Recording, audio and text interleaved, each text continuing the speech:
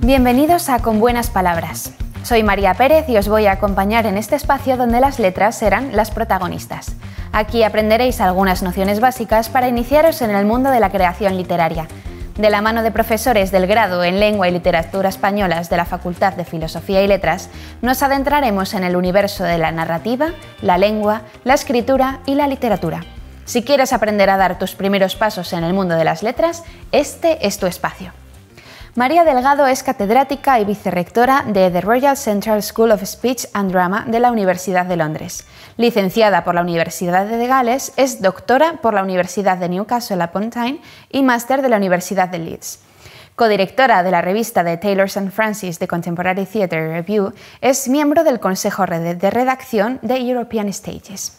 Ha trabajado como corresponsal de teatro español para Plays International, Western European Stages y The Theatre Times, y de asesora de programación para el British Film Institute London Film Festival desde 1997. También escribe sobre cine para la revista del BFI Sight and Sound. Bienvenida, María. Es un gusto tenerte aquí. Gracias por la invitación. De nada, gracias a ti por venir. Desde tu perspectiva como académica y estudiosa del teatro, nos gustaría que nos contaras qué diferencia puede haber, por ejemplo, entre un texto teatral y un texto narrativo. ¿Cuáles son las características que definen el texto teatral? El texto teatral siempre está pensando que existe no solo de forma literaria. El texto narrativo, el lector o la lectora siempre tiene una relación muy personal con ese texto, porque lo lee en la intimidad. Un lector, un texto. El texto teatral siempre está concebido para ser montado, para ser parte de lo que es una experiencia teatral con una comunidad. Es algo muy distinto. Siempre hay que pensar en el público, hay que pensar en que eso va a ser interpretado por actores ante un público, va a ser dirigido por un equipo, director, escenógrafo, escenógrafa, con actores.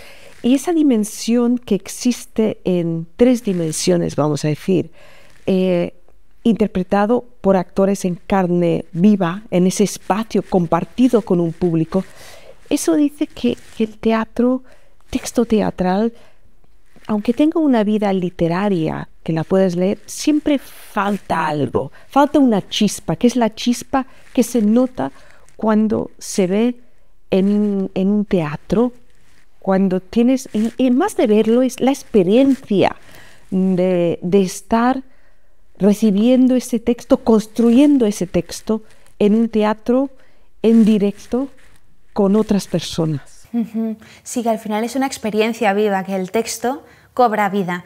¿Crees que hay cierto peligro de que uno pierda, por así decirlo, la identidad que el dramaturgo ha puesto en ese texto? Porque al final, si dejas un texto en manos de un director, ese texto va a adquirir, como dices, un significado totalmente distinto.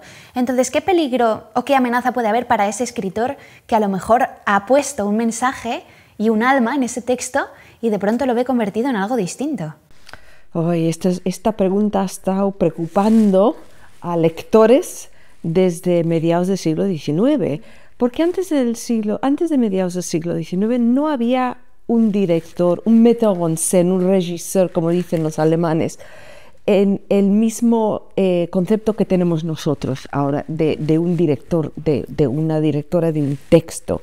Antes de mediados del siglo XIX igual era el actor principal que dirigía la pieza, pero hablamos de dirigir de una manera muy limitada. Lo que los directores, los actores que se encargaban de su propia compañía hacían en el siglo XVIII, comienzos del siglo XIX, era montarlo, pero montarlo de manera de que ellos podrían lucirse como actor o actriz principal. Entonces era algo muy distinto a el concepto del director que empieza a desarrollarse a mediados del siglo XIX, que es alguien que viene de fuera, vamos a decir, que no es el actor, ni tampoco es el dramaturgo, aunque ha habido dramaturgos que han servido como directores. Sí. López de Rueda es un muy buen Sí. ejemplo. Y se dice que los escritores, los dramaturgos del siglo de oro tenían una dimensión muy astuta de lo que era la dirección de escena. Pero hay algo distinto a mediados del siglo XIX que amanece la figura del director. Y hay una tensión, yo creo que siempre cuando miramos la historia del teatro, a mediados del siglo XIX, con la subida de la figura del director y el poder del director que vemos, lo que vemos también es el texto teatral con muchas acotaciones. Antes mediados del siglo XIX, no había acotaciones en el texto teatral. Las acotaciones que tenemos ahora, por ejemplo, en los textos de Shakespeare, fueron añadidos después. Él nunca les puso, lo mismo que Edipo. Y cuando miras a los textos teatrales antes de mediados del siglo XIX, las acotaciones son mínimas en muchos sentidos. No enteramente, pero casi todos los casos, hay muy pocas. En parte porque las acotaciones las aporta el mismo diálogo. Miras los textos de Shakespeare que dice Hamlet, mira, entra mi tío. Entonces el diálogo contiene las acotaciones. Las acotaciones, cuando empiezan a tomar una influencia, es con el personaje del director, porque el escritor quiere mantener el control del texto hasta cierto punto. Entonces lo que tenemos son acotaciones, por ejemplo, muy largas en textos como Largo viaje hacia la noche, donde vemos cómo el autor, sabemos que un autor como Eugene O'Neill, su padre fue actor, él entendía ese mundo del teatro, quiere controlar cómo se va a montar. Bueno, vemos ahora los herederos de dramaturgos como Beckett que dicen, no se puede cambiar nada, no se puede cambiar ni una nota, tienes que hacer las acotaciones tal como están escritas, tienes que realizarlas de esa manera. Así que yo creo que el desarrollo de la acotación es parte de esa relación que el autor tiene para proteger su texto, pero al mismo tiempo que se ha visto a ciertos autores que han tratado de decir, yo quiero que el texto se haga de esta manera, también hay muchos autores teatrales que dicen, el director es una figura muy importante dentro del teatro moderno y mi texto será mejor porque trabajo con un director. Y ha habido grandes directores que han mejorado los textos. Hoy mismo lo estuvimos hablando un grupo de estudiantes aquí en la Universidad de Navarra, que los textos, Bueno Vallejo fue un dramaturgo muy, muy importante, pero los textos, él no trabajó con los grandes directores de esa época, como fue José Luis Alonso, por ejemplo, que quizás le pudieran haber ayudado a afilar esa obra. Yo creo que los rasgos de los directores quedan en las obras teatrales, que muchas veces ayudan a refinar esa obra, a afilarla, a limpiarla para que quede lo más económico posible, para que no le sobre una palabra. Y nos olvidamos que los directores, los muy buenos directores, hacen un trabajo de dramaturgia ellos mismos cuando colaboran con los dramaturgos y los escritores, porque cambia el texto. Hay muchos textos que durante el proceso del ensayo cambian. Muchos directores muchos escritores cuando se publica el texto y no han terminado el periodo de ensayo, al poco tiempo hay una nueva edición. Porque se incorporan esos cambios. Así que nos olvidamos que la escritura dramática no se escribe sola. Yo creo que cuando la gente habla de el genio del escritor, que sea Beckett, que sea Shakespeare, que sea Pinter, que sea Lorca, nos olvidamos que esos escritores colaboraron con muchos actores, directores. Lorca mismo, él dijo que él no sería el escritor que fue sin Margarita Xirgu, por ejemplo, que montó tantas de sus obras como actriz y también colaborando con con directores que trabajaban con su compañía, que había algo en la estética de la compañía que ayudó a Lorca como escritor de teatro. Y yo creo que cuando pensamos en el teatro, si nos olvidamos de la maquinaria del teatro, del equipo del teatro, nos olvidamos que el texto teatral raramente se produce solo de un propio autor. Claro, es que con lo que comentas es muy importante entonces que los dramaturgos actuales tengan ese conocimiento como periférico de la iluminación, que sepan también de vestuario, que sepan también de dirección al fin y al cabo, porque son conocimientos que se van a ir ensamblando y que van a hacer que la obra sea distinta. Yo creo que eso es totalmente cierto y yo creo que no es una coincidencia que bastante de los importantes dramaturgos, escritores de teatro que tenemos ahora en España, por ejemplo, también son directores. Alfredo Sanzol, por ejemplo, él empezó como escritor, pero ahora es director y lleva director artístico también del Centro Dramático Nacional. Él es director de sus propias obras, pero por ejemplo en estos momentos se encuentra que está dirigiendo la Casa de Bernarda Alba en el Centro Dramático Nacional. Juan Mayorga, él empezó en un cierto punto a dirigir sus propias obras. Yo creo que hay algo en Juan que aprendió mucho trabajando con otros directores, que en un momento se lanzó a la dirección.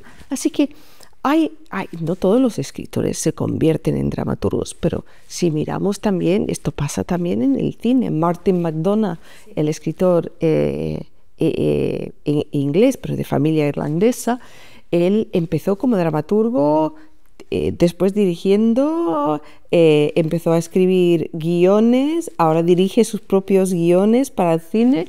Así que hay mucha fluidez entre esos papeles. Si pensamos que un autor de teatro lo único que hace es encerrarse en una sala y escribir la obra y después le pasa la obra al director o a la directora y esa figura lo dirige sin cambiar una sola palabra, no es cierto. Y muchas veces es una pena si se monta así, porque es en esa relación entre el dramaturgo y el director, o la dramaturga y la directora, que se ve la evolución de ese texto. Y hay muchos textos que empiezan diciendo muchísimas gracias al reparto y al director por ayudarme con el desarrollo de esta pieza. Claro, es que al final es vital y es que si quitas estos componentes, el texto deja de ser vivo, que al final es lo que define el teatro.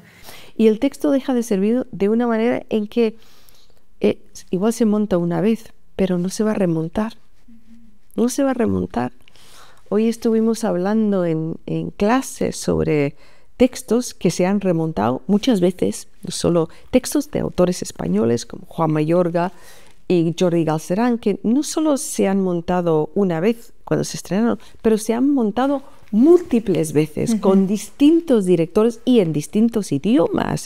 En cada caso, los textos que miramos en Método Gronholm y El chico de la última fila se han traducido en más de 30 idiomas, un montón de montajes y estamos mirando el por qué ciertas obras se convierten en canónicas, vamos a decir, y hay algo, tanto Galcerán como Mayorga entienden muy bien el proceso teatral, los trucos teatrales, cómo enganchar a un público. Y unas veces funciona algo literalmente que en teatro no funciona tan bien. Y es algo que los grandes dramaturgos que entienden el mecanismo del teatro, eso lo entienden muy bien. Entonces también es importante, ¿no?, leer teatro al fin y al cabo, pero ¿se lee teatro actualmente? ¿Tú crees que es un...? Yo creo que hay mucha traducción en el Reino Unido, por ejemplo, de lecturas dramatizadas. Antes de montar una obra, muchas veces hay una lectura dramatizada donde el teatro decide, ¿la vamos a montar? ¿No la vamos a montar? Necesita más trabajo de desarrollo esta pieza. Y es una manera de averiguar si vas a invertir en la realización o no de esa pieza. Si funciona, porque es muy caro realizar algo con un equipo, dramaturgo, director, escenógrafo, diseño de luces, diseño de sonido, el reparto. Si después te das cuenta a media época de ensayos que no funciona. Ya es muy tarde. Claro, ya has invertido.